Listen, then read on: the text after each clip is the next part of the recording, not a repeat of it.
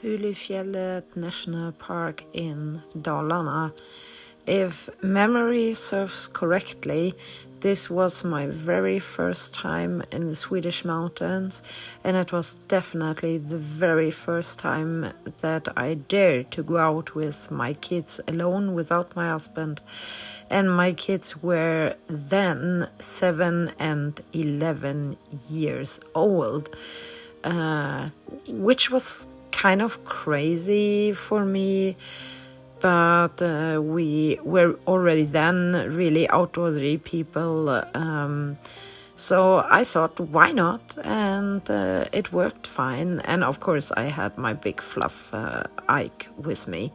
Like always, we did a lot of crazy stuff, like skinny dipping in a national park, or getting up at 4 o'clock in the morning to photograph Old Chico and Sweden's highest waterfall. Fulufjället's national park lays around 5 hours with a car away from where we live. So, like always, we made a lot of stops along the way and just enjoyed ourselves. Well, there we prepared ourselves against all the mosquitoes and tried to figure out where we should go. As my husband usually is the one that finds a way, we got lost pretty fast. Well, such things happens. Then we realized that Linus is really good in trekking, so I just give him the maps and let him find the way, and he led us right.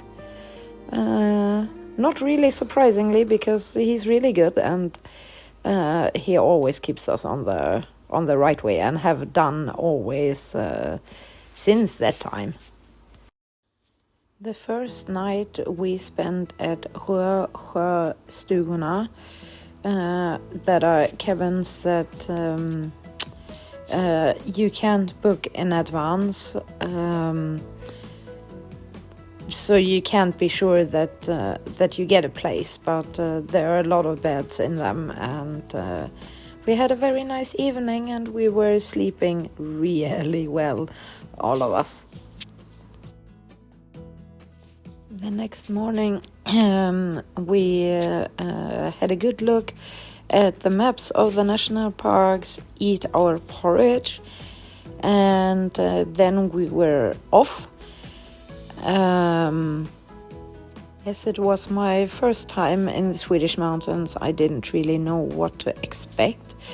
It was a lot of stones, and it was really kind of boring to walk there. I'm more like a forest person when I go hiking, so it took a while to find our rhythm, but as usual we were taking a lot of rest along the way, cooled down our feet, played with the water and stones, checked for insects, eat a lot of lunch, and then this is one of my favorite, because I mean it's always like that when you make a rest. Tabea is running around like a crazy maniac, and Linus falls asleep everywhere.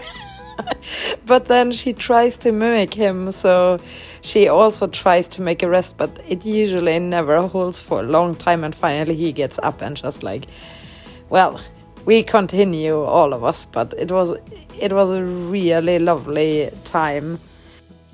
As the weather can change really fast in the mountains, there are shelters built up where you are allowed to stay in case you get surprised by bad weather. You are not allowed to sleep there otherwise. We made our way to the next cabins where you actually are allowed to sleep, and it was so boring, so we counted the red crosses. But then the cabin suddenly appeared, and we were kind of surprised because we thought we had like at least 2 hours left. Arriving at the cabins, we usually make warm water to shower and make some food, place out our things in the bedroom we will occupy, check the surroundings, and play some card and eat some candy, and make some plans for the next day, of course. This particular morning we decided to check in a site in the national park that is called aldrig, and we did this with a nice other tourist that was staying in the cabin with us the last night. And we just left the backpacks in the cabin and just took some water and some candies, which she didn't want to share. And then we walked the 2 kilometers back to the cabin, made some food, chopped some firewood for the next guest, cleaned up the whole place, and then we were off to the next cabin. After the obligatory goodbye picture with the whole family that I kind of force on them every time, we left Tongsjöstugorna, went back to the shelter, and then changed direction and went to berg- och dalstugan. This is one of my absolute favorite cabins in the whole national park, but for me it will be forever the cuckoo the cuckoo cabin, because there's such a nice echo, and in the morning when we're sitting outside and eating breakfast, there came a cuckoo. And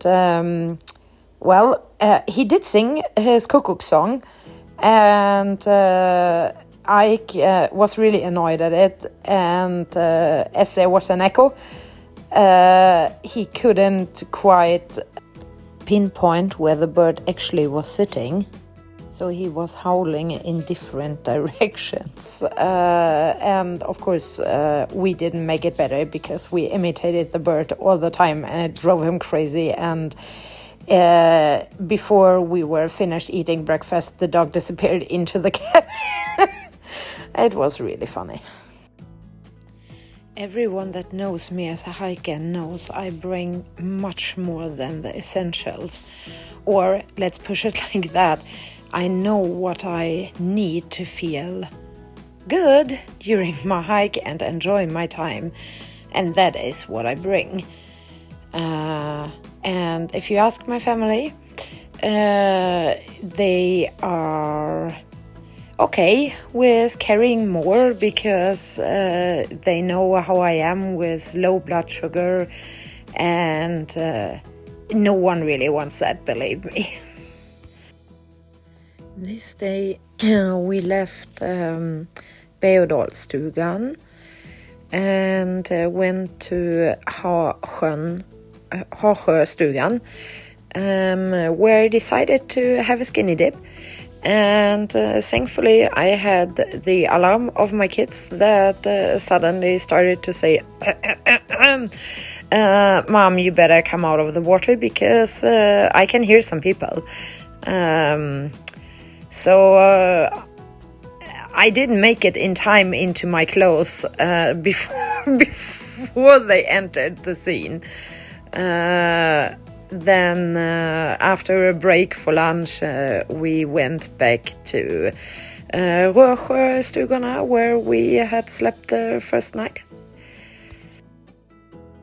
The person that were working up at the cabins then told us about that we are there on the right time of the year to see Sweden's highest waterfall, Njupeskär, in the full light, because it usually lays in the shadows.